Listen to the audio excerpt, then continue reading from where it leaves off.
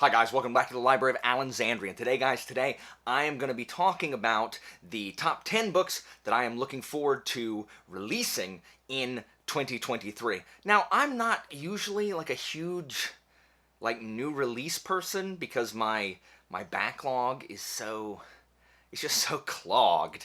And I realize, especially this year, that makes me like an outlier because, we have a year of Sanderson, where I could literally just fill this with 5, 6, whatever the heck Sanderson's got coming out. No, there's no Sanderson on this list because I've literally read Mistborn Era 1 and Alloy of Law. So that's it. So, I normally think I only have 2 or 3 books that I'm looking forward to in the coming year, but when I was making this list, I realized that I had actually way more than I thought. A bunch of series that I am caught up on are coming out with a new book this year, and so that's basically what it is. I don't think there's actually a single new series on this list. Well, there might be a couple, but most of them are sequels to, and most of them are book 2s. So, whatever. Let's waste no more time, shall we?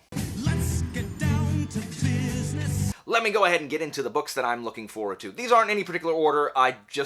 They're in the order that I thought of them as I wrote them down. So, these aren't in any kind of order.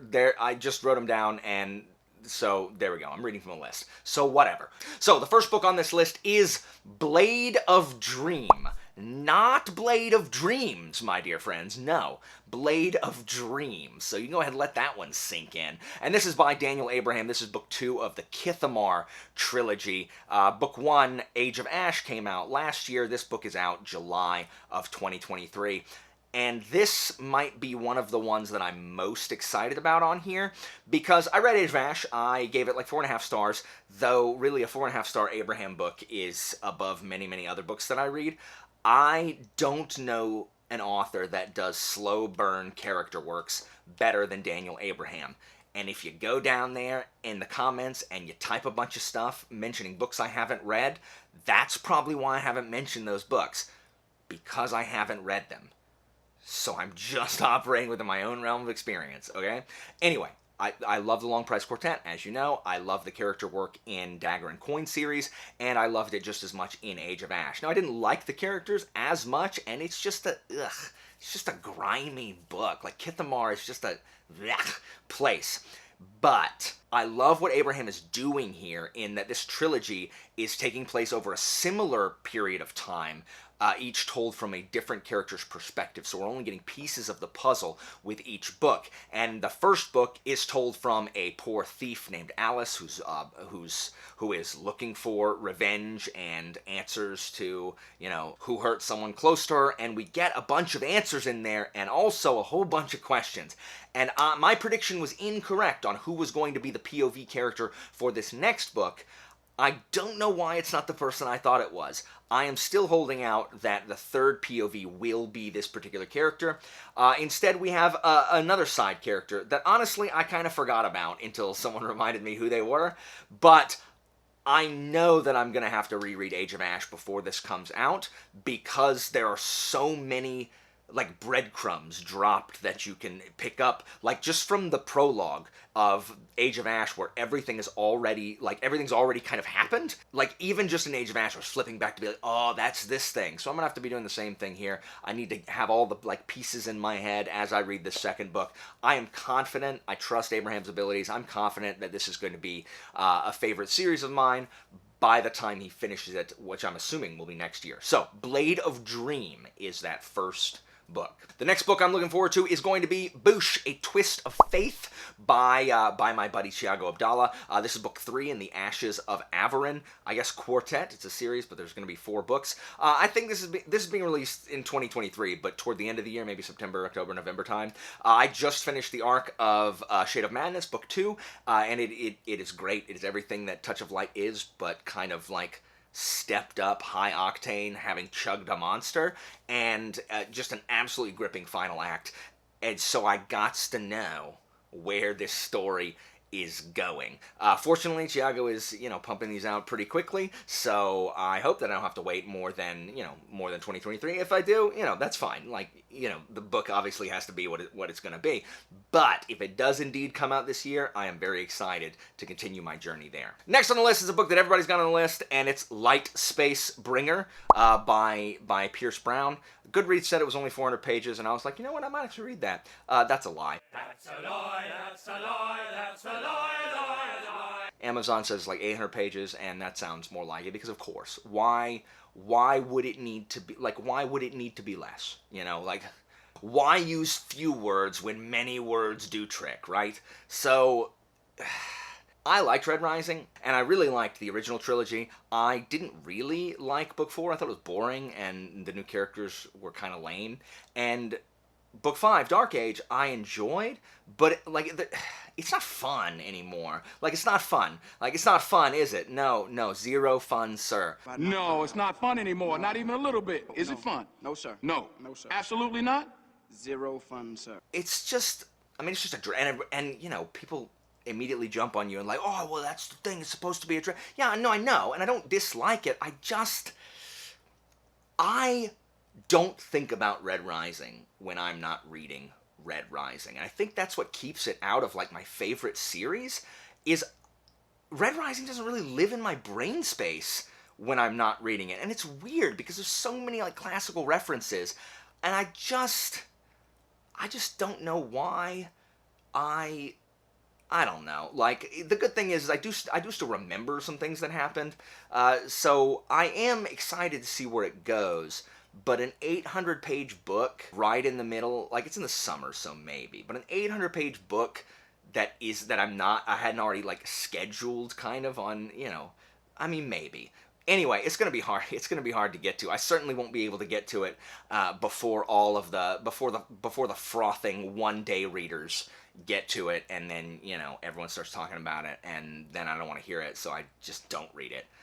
But if I can put myself in that chamber in Minnesota, that that echoless chamber where you can hear your blood rushing. I read about that today. It's the creepiest freaking thing I've ever seen in my entire life.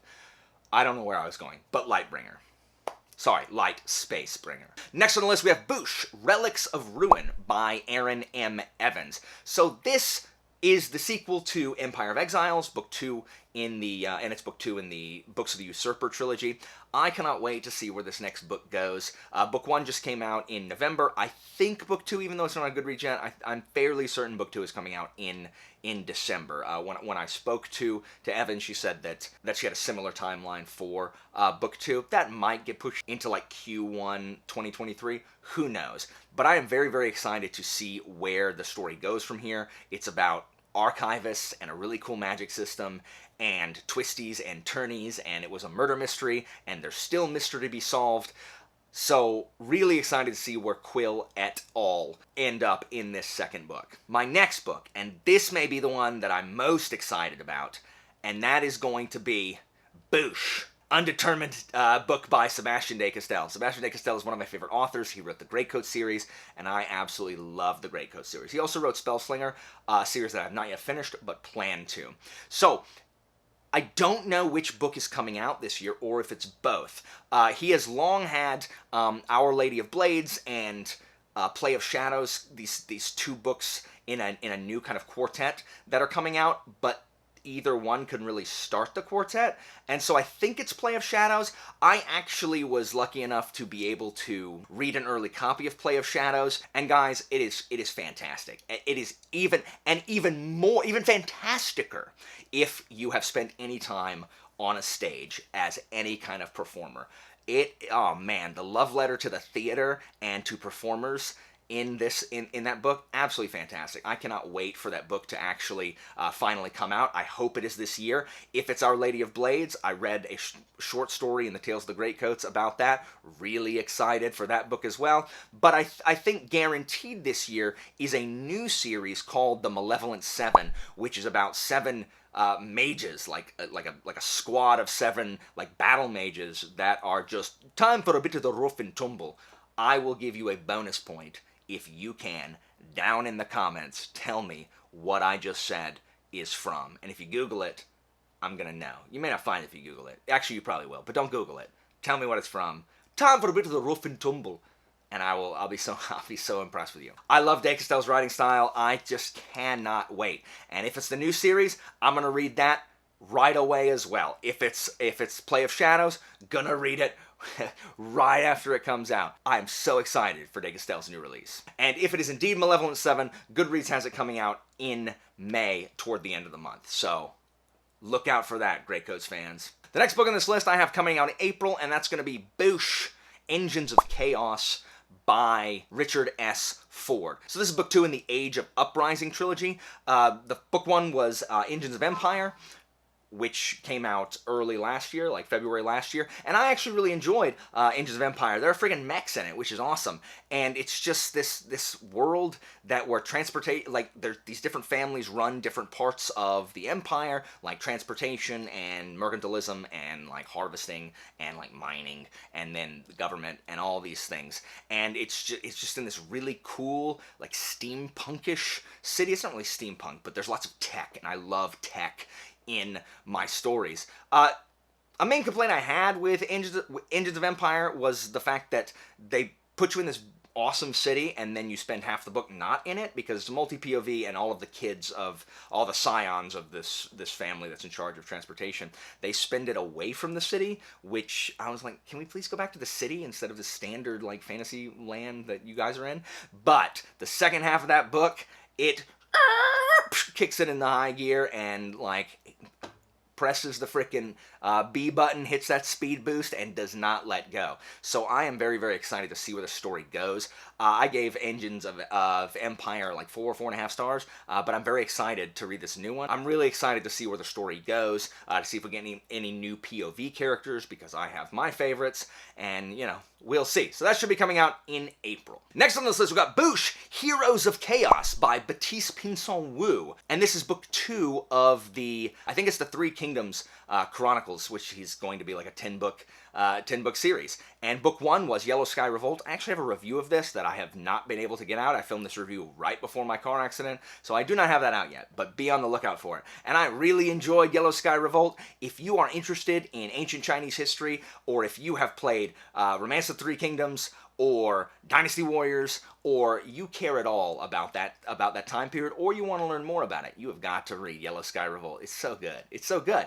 And book 2 is, I think, due out in March, and it is called Heroes of Chaos, and we're going to get to see some more of Liao Hua, which is fine, you know, Liao Hua's fine, but we're going to get to see some more of Cao Cao, and that is finer, because Cao Cao is the man. So book 1 was really good. It got us a lot of setup. It dealt with the Yellow Turban Rebellion, and now we're going to get into the war proper, or at least the beginnings of it. So I'm very, very excited to see where Wu takes this journey. Next up is another July release, and that's Boosh, the Judas Blossom by Stephen Arion. And this is book 1 of the Nightingale and the Falcon series. I don't know if it's going to be a duology or a trilogy, but it is historical fiction/fantasy, and it takes place in 13th century Persia, and it's Persia versus Genghis Khan and the flippin' Mongols, and that sounds really cool. I don't like Genghis Khan, but I do like the Persians, so I'll be rooting for the Persians.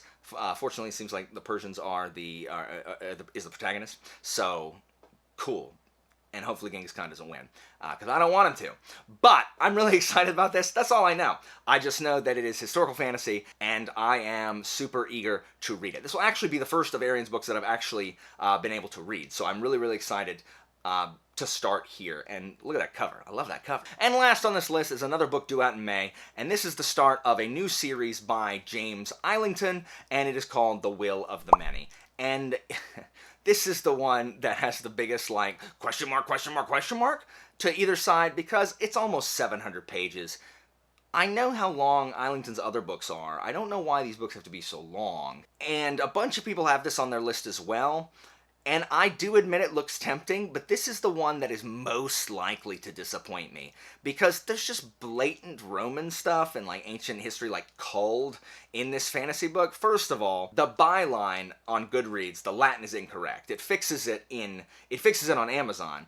In Latin, it has something being like an infinitive instead of a command, but it's out.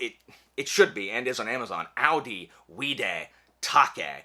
Everyone's going to read it and say, Audi, Vide, and Taste. It's Audi, Wide, Take. And that means, hey, listen, see. I don't know if he wants it to be watch, but it's listen, see, and be quiet. And it's a singular command. And it's about this prestigious school called the Academy that takes place in the Republic. So, I mean, there it is. And the main character's name is Vis Telemus. Or I guess it's Vice. I don't know how they're going to pronounce it. In Latin, it's vis. Vis means force or violence or strength. Or it could be the second person singular of the Latin verb volo velle. So vis could also mean you want, or yeah, you want. So I don't know what it's supposed to be. But it's about this kid who's swears revenge for the murder of his family, and he doesn't want to give up he's going undercover, I guess, to bring down the hierarchy of the empire, or whatever. I don't know. It sounds interesting.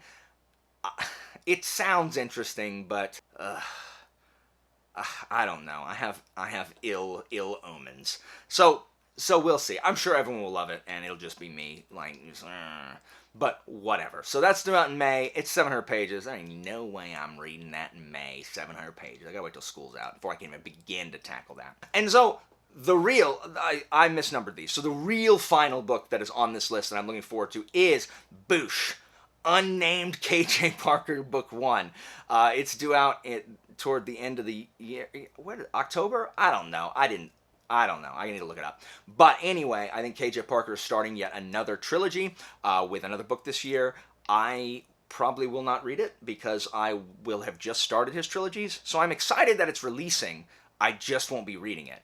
Unless its subject matter is like, if he releases like, oh, the first book in the Vasani Bank trilogy, I'll be like, okay, well, I guess I'm reading the first book in the Vasani Bank trilogy.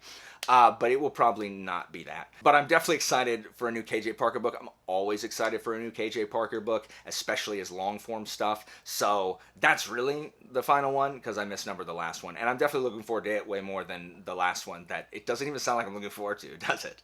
In addition, I should also mention that even though I am currently reading it, Tyranny of Faith, Book 2 of the Empire of the Wolf trilogy by Richard Swan, sequel to Justice of Kings, is coming out in February. If I was not already reading it, that would be almost at the top of that list. So make sure, if you like Justice of Kings, you check out Tyranny of Faith. That's awesome. In addition, my good buddy Philip Chase, Dr. Philip Chase, is dropping the first book of his trilogy. The book being called The Way of Idan. And I'm excited to read that, to see what Philip's put 16 years of his life in. Can't wait to read it. You know, whether I like it or not, I am excited to read something that Philip has produced. In addition, my friend Tori over at Tori Talks is releasing her first epic fantasy this year, so I'm excited to read that as well. I'm sure I missed some books, but, you know, who knows? That's all that I could find out. So guys, thank you so much for watching. That is all for me for today. What are you most looking forward to this year? Which books? If you can't say a Sanderson book, what is the book you're looking most forward to in 2023? So guys, again, thank you so much for watching. As always, information about my Patreon and Discord is down in the description, and I'll see you next time, guys.